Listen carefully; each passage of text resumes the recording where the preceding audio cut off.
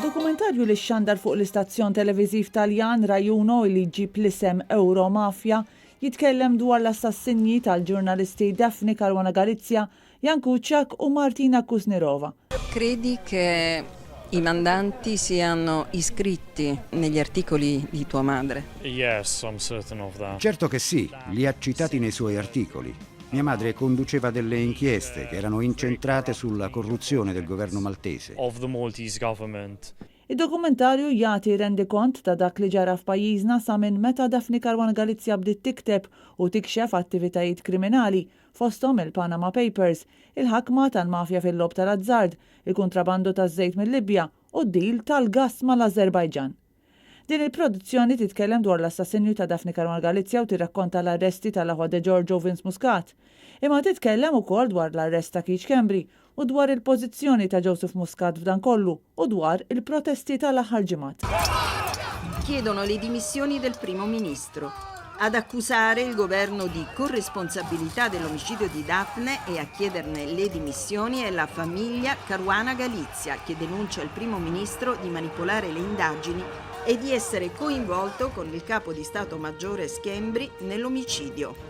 Il primo ministro respinge le accuse e annuncia che non si dimetterà subito, ma il 12 gennaio 2020. Ir-raj jifakkar fil-libelli li kienu fetħu kontrija minn esponenti tal-gvern. Daphne rimane schiacciata da una campagna d'odio, di intimidazioni, di oltre 47 querele temerarie, anche da morta. Jisema l-fat li Daphne Caruana Galizia kellha tingħata protezzjoni, iżda minflok kien hemm kampanja sħiħa ta' mibeda. Il-ġurnalista Taljana tistaqsi għaliex. Perché? She was clearly a threat. Lei era chiaramente una minaccia e questa è la ragione della campagna di odio. Lei faceva sentire la sua voce, aveva opinioni forti. Quindi è stata montata una campagna, soprattutto nei social media e tra i politici dei partiti che lei criticava e che sono i partiti che attualmente sono al governo. Id-dokumentarju jitkellem dwar il-pressjoni li sapruħu taħt Joseph Muscat kemm is-soċjetà ċivili kif ukoll pressjoni internazzjonali. Pressioni internazionali sul governo di Malta, dalle risoluzioni dell'Unione Europea all'intervento del Consiglio d'Europa per un'inchiesta pubblica, ONG per la protezione dei giornalisti, società civile, i reporter di tutto il mondo alzano la voce. Funzionari del governo rimuovono manifesti e lumini per Daphne dal Grand Siège a ogni commemorazione. Titkellem ukoll oħt il-ġurnalista assassinata Corinne Vella li tgħid li Muscat għandu jitlaq issa.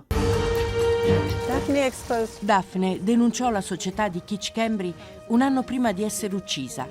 Keith Schembri non si è dimesso e il primo ministro non l'ha cacciato via. Se lo avesse fatto, Daphne oggi sarebbe viva. Muscat deve dimettersi subito, è vergognoso. Noi vogliamo verità e giustizia fino in fondo su chiunque sia coinvolto.